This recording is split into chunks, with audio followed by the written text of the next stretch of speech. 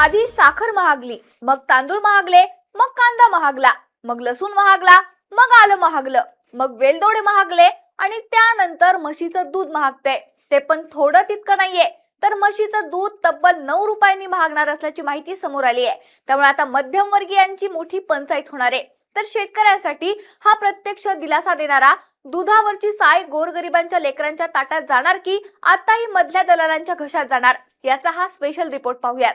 नमस्कार, मी निकिता आणि आपण पाहतायत LS मराठी. मुंबईत 1 सप्टेंबर 2026 पासून म्हशीच्या दुधाच्या घाऊक दरात प्रति लिटर 9 रुपयांची प्रचंड वाढ होणार असून यामुळे नवीन घाऊक दर 102 रुपये प्रति लिटरवर पोहोचणार आहेत. मुंबई दुग्ध उत्पादक संघाने अत्यंत तातडीने घेतलेल्या या निर्णयामुळे मुंबई आणि संपूर्ण महानगर क्षेत्रातील सर्वसामान्य नागरिकांच्या घरगुती बजेटवर अत्यंत थेट परिणाम होणार आहे. ऐन सणासुदीच्या काळात सर्वसामान्य जनतेला महागाईचा हा एक मोठा झटका बसला असून यामुळे किरकोळ बाजारातील सुट्या दुधाचे दर तसेच दुग्धजन्य पदार्थांच्या किमती गगनाला भिडण्याची शक्यता निर्माण झाली आहे. या संपूर्ण दरवाढीचा निर्णय मुंबई दुग्ध उत्पादक संघाच्या नुकत्याच पार पडलेल्या अत्यंत महत्त्वाच्या बैठकीत एकमताने घेण्यात आला असून हे नवे वाढीव दर 1 सप्टेंबर 2026 पासून ते 28 सप्टेंबर 2027 पर्यंतच्या पुढील 6 महिन्यांच्या कालावधीसाठी लागू राहतील असे स्पष्ट करण्यात आले. या नव्या निर्णयामुळे सध्या घाऊक बाजारात 93 रुपये प्रति लिटर दराने मिळणारं म्हशीचं दूध आता थेट 102 रुपये मोजून खरेदी करावं लागणार आहे. त्यामुळे किरकोळ विक्रेते आणि अंतिम ग्राहक या दोघांमध्येही चिंतेचं आणि प्रचंड संतापाचं वातावरण पसरलं आहे. या ऐतिहासिक आणि अवाढव्य दरवाढी मागे असणारी पार्श्वभूमी आणि प्रमुख कारणे पाहता दुधा जनावरांच्या किमतीत झालेली प्रचंड वाढ आणि पशुखाद्याच्या दरातील अभूतपूर्व वाढ हीच मुख्यत्वे कारणीभूत असल्याचं दूध उत्पादक संघाकडून सांगण्यात येते. गेल्या काही महिन्यात दुभत्या म्हशींच्या आणि इतर जनावरांच्या किमती कमालीच्या वाढल्या आहेत, ज्यामुळे नवीन जनावरे खरेदी करणं किंवा गोठे सांभाळणे सामान्य दूध उत्पादकांसाठी अत्यंत तोट्याचं ठरत होतं. त्यात जोडीला पशुखाद्याच्या बाजारपेठेत निर्माण झालेल्या तीव्र टंचाईमुळे दाणा, तुरचुणी, चणाचुणी आणि सरकी पेंड यांसारख्या आवश्यक पशुखाद्यांच्या दरांमध्ये थेट 25% पर्यंतची भरमसाठ वाढ नोंदवली गेली आहे. ओला आणि सुका चारा यांच्या किमतीही वाहतूक खर्च वाढल्यामुळे आणि पावसाच्या लहरीपणामुळे गगनाला भिडल्या आहेत, ज्यामुळे दुग्ध व्यवसायाचा दैनंदिन व्यवस्थापन खर्च पूर्णपणे कोलमडला आहे. दुधाचे उत्पादन घेणं आणि जनावरांना सकस आहार देणं दिवसेंदिवस महाग होत चालल्यामुळे जर दुधाचे विक्री दर वाढले नसते तर हा संपूर्ण व्यवसायच आर्थिकदृष्ट्या ठप्प झाला असता, असा युक्तिवाद उत्पादक संघाच्या प्रतिनिधींनी केला आहे. या दरवाढीचा थेट आणि अत्यंत तीव्र परिणाम मुंबईतील कोट्यवधी मध्यमवर्गीय आणि गरीब कुटुंबाच्या दैनंदिन आर्थिक नियोजनावर होणार हे आता स्पष्ट झाले.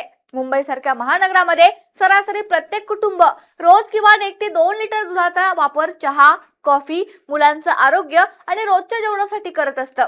नवीन वाढीनुसार केवळ 1 लिटर मागे 9 रुपयांची वाढ झाल्यामुळे महिन्याला एका कुटुंबाचा दुधावरील खर्च साधारणपणे 300 ते 600 रुपयांनी थेट वाढणार आहे. ही दरवाढ केवळ दुधापुरतीच मर्यादित न राहता साखळी पद्धतीने इतर अनेक क्षेत्रांना आपल्या विळखात घेणार आहे. कारण म्हशीच्या दुधाचा वापर प्रामुख्याने हलवाई, हॉटेल्स आणि डेअरी व्यवसायांमध्ये मोठ्या प्रमाणात केला जातो. दुधाचे दर 9 रुपयांनी वाढल्यामुळे बाजारात मिळणारे दही, ताक, पनीर, खवा, पेढे, बर्फी आणि इतर बंगाली मिठाई यांचे दर सुद्धा येत्या काही दिवसात किमान 10 ते 15% वाढणार असल्याचे संकेत व्यापारी वर्गाने दिले आहेत.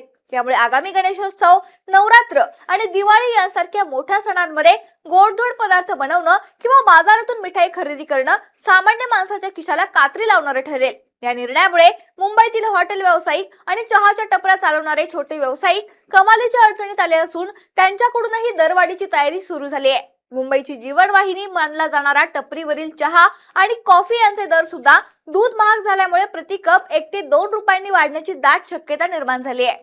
हॉटेल्समध्ये मिळणाऱ्या दुधाच्या वेगवेगळ्या पेयांच्या किमती आणि दुधापासून बनवणाऱ्या खाद्यपदार्थांचे दर वाढवणं आता हॉटेल मालकांना भाग पडणार आहे, ज्यामुळे ग्राहकांना हॉटेलिंग करणं आणखीनच महाग पडेल.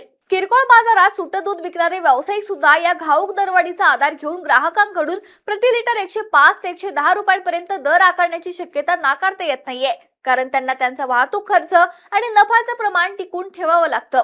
या वाढीव दरांचा थेट बोजा अंतिम ग्राहकांच्या डोक्यावर पडणार असल्यानं मुंबईतील विविध ग्राहक मंचांनी आणि नागरिक संघटनांनी या दरवाढीला तीव्र विरोध दर्शवलाय. दुसरीकडे दुधाच्या या वाढलेल्या दरांमुळे केवळ ग्राहकांमध्येच नव्हे तर दूध वितरण साखळीतील विविध घटकांमध्ये सुद्धा अंतर्गत वाद आणि असंतोष निर्माण होण्याची शक्यता आहे. सहकारी दुग्ध संस्था आणि खाजगी ब्रँड्स यांच्या दरांमध्ये आता मोठी तफावत निर्माण होणार असून सुट्या दुधाचे दर वाढल्यामुळे पाकिटातील ब्रँडेड दुधाची मागणी अचानक वाढू शकते. परंतु पाकिटातील दुधाचे ब्रँड सुद्धा या दरवाढीच्या पार्श्वभूमीवर येत्या काळात आपल्या किमती वाढवण्याची शक्यता वर्तवली जाते, ज्यामुळे ग्राहकांना कोणत्याही बाजूने दिलासा मिळण्याची चिन्ह नाहीयेत. दूध उत्पादक संघाचं म्हणणं आहे की जनावरांचे डॉक्टर, औषधोपचार, गोठ्यांचे भाडे आणि मजुरी यामध्ये झालेली वाढ पाहता हा निर्णय उत्पादकांचे अस्तित्व टिकवण्यासाठी अत्यंत अपरिहार्य होता.